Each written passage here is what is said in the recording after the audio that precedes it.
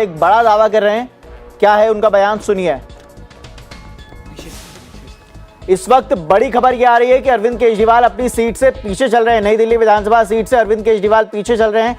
ये बड़ी खबर, हालांकि ये शुरुआती रुझान है। शुरुआती रुझान में नई दिल्ली सीट से बीजेपी को बढ़त मिलती हुई नजर आ रही है। ये बड़ी खबर आपको बता रहे हैं। बीजेपी नई दिल्ली सीट से शुरुआती रुझान में आगे चल रही है। वहां से नई दिल्ली सीट से बीजेपी के प्रवेश वर्मा मैदान में हैं।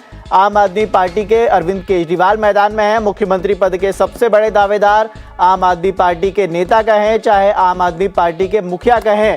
यहीं से यहाँ से बिल्कुल आपको टोकूंगा कि यहाँ पर संदीप दीक्षित भी जो है कांग्रेस से मैदान में। संदीप दीक्षित शीला दीक्षित के बेटे होते हैं। ये सीट इसलिए इंपॉर्टेंट है क्योंकि यहाँ पर जो बात कालकाजी में हो रही है कि यहाँ पर वोट किसके कटेंगे, क्योंकि संदीप दीक्षित का भी यहाँ पर एक लीगेसी है। उनकी माँ यहाँ से इलेक्शन लड़ती रही, तो ऐसे में इस सीट पर केजरीवाल के लिए प्रवेश वर्मा तो एक घातक ही थे, क्योंकि उनके लिए एक बड़ा जो मारक काम किया संदीप दीक्षित ने किया। उनके जो वोट कटुआ जैसे आप बोल सकते हैं। संदीप भले ही इलेक्शन ना जीत रहे, हालांकि दावा वो कर रहे हैं कि इलेक्शन जीतेंगे, और संदीप का ही बयान अभी आया है गठबंधन के लिए। गाली गलौज से गठबंधन तक पूरी बात बढ़ के आ गई पूरी उनकी। तो इस सीट पर इसीलिए प्रवेश वर्मा, हालांकि पोस्टर वैलेट है, इसमें हम और आप कोई बड़ी प्रतिक्रिया लेकिन यह कि इस सीट पर टफ फाइट होनी थी, लेकिन स्टार्टिंग हुई है।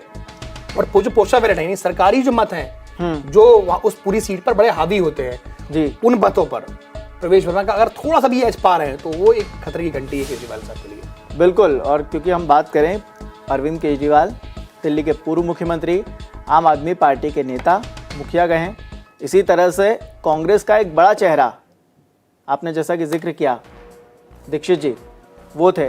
बीजेपी की बात करें, प्रवेश वर्मा बीजेपी से मैदान में इस वक्त खड़े हुए हैं। अभी कुछ देर पहले आपने प्रवेश वर्मा का बयान सुना, बड़े कॉन्फिडेंट नजर आए, मगर जो आंकड़े हैं वो कुछ ही देर में अपडेट होंगे जैसे जैसे रुझान और बढ़ते जाएंगे। इस वक्त न्यूज़ रूम से हमारे साथ नीरज मौजूद है। नीरज, क्या अपडेट है न्यूज़ रूम में? अरविंद केजरीवाल पीछे चल रहे हैं, बाकी सीटों का क्या हाल है? नीरज से जुड़ने की हम कुछ देर में कोशिश करेंगे, मगर जिस तरह से अनुराग जी, हमने कुछ देर पहले अलका लांबा का बयान सुना, कुछ बचती हुई वो नजर आई। पूरे चुनाव में तो अटैकिंग में थी, मगर अब जब उनसे सवाल किया गया कि कांग्रेस कितनी सीटों पर दिल्ली की, तो उन्होंने बोला कि मैं तो अपनी सीट पर चुनाव लड़ी। देखिए, नेताओं की अपनी एक प्रतिक्रिया होती है। उनके बयान में देखिए दो बातें थी। अगर आप महिला कांग्रेस की अध्यक्ष थी तो सवाल अपने आप उठता है, तो आपने पूरे दिल्ली की जिम्मेदारी क्यों नहीं ली? जिन सीटों पर महिला वोटरों का प्रभाव अधिक था, चाहिए डाटा आज के दौर में सबके पास होता है, वो डाटे को आकलन करके कांग्रेस को सीट पर उनको उतारना चाहिए था। अगर आपने उनको महिला कांग्रेस अध्यक्ष की दिल्ली में जिम्मेदारी दी है, तो सवाल उनसे पहला ये था। अगर दूसरा सवाल उनसे बात करी जाए तो ये हर राजनेता का चुनाव के पहले होता है कि हम चुनाव में बड़े बहुमत से आ रहे हैं। कांग्रेस, चाहे आप हो चाहे बीजेपी हो, इन्होंने कांग्रेस को लेकर मेहनत करी भी नहीं है। इस चुनाव में से दो ही पार्टियां बड़े कद्दावा से लड़ रही थी, वो मुकाबला आप और बीजेपी के बीच था, क्योंकि हर जगह एक ही सवाल था कि क्या 27 साल के बाद बीजेपी टक्कर दे पाएगी उनको, आप पार्टी को? तो चूंकि पिछले चुनावों में कांग्रेस का ना वोट परसेंटेज भी बहुत बढ़ा नहीं है। बीजेपी ने अपने वोट परसेंटेज में अगर देखें तो 53.5 से करीब वोट परसेंटेज आपका था, थोड़ा बहुत आगे पीछे कह सकते हैं, और करीबन 38% का जो वोट बैंक था वो बीजेपी के पास था। तो उस स्थिति में बीजेपी का वोट बैंक लगातार बढ़ रहा था, वोट परसेंटेज। इससे ये साफ था कि बीजेपी कुछ सीटों में मजबूत हो रही थी, भले उन सीटों को जीत नहीं पा रही थी। तो वो चूंकि आप विधानसभा की बात करते हैं तो सीट मार्जिन जीत का कम हो रहता है वहां पर, क्योंकि लोकसभा एक बड़ा इलाका है, तो बड़े बड़े सीट मार्जिन से यहाँ पर क्या होता है कि एक मतपेटी बदलेगी और पूरा चुनाव का परिणाम बदल जाएगा।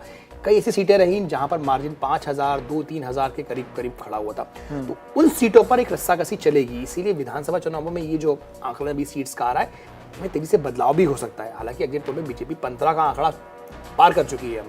तो ऐसे में क्या है कि बीजेपी के लिए तो ये अच्छी खबर है, क्योंकि पिछली बार वो एग्जिट पोल में भी इतने आंकड़े या जो शुरुआती रुझान थे वहां पर ही आप अपना जो फैक्टर दिखता था कि एकदम से आप 40 पे आगे चली गई और अन्य पार्टियां का खाता भी नहीं खुलता था। तो इस बार कम से कम ये दिख रहा है कि जो एग्जिट पोल कह रहे थे वो पूरी तरह से गलत नहीं थे। बाकी राज्यों में जो बीजेपी 2/3 बहुमत से निकली है वहां पर एग्जिट पोल गलत रहे, लेकिन यहाँ पर लगता है कि एग्जिट पोल थोड़ा बहुत आसपास दिख सकते हैं आपको। बिल्कुल, और ये बड़ी खबर है बीजेपी के लिए, तो शायद ये खुशी की खबर ही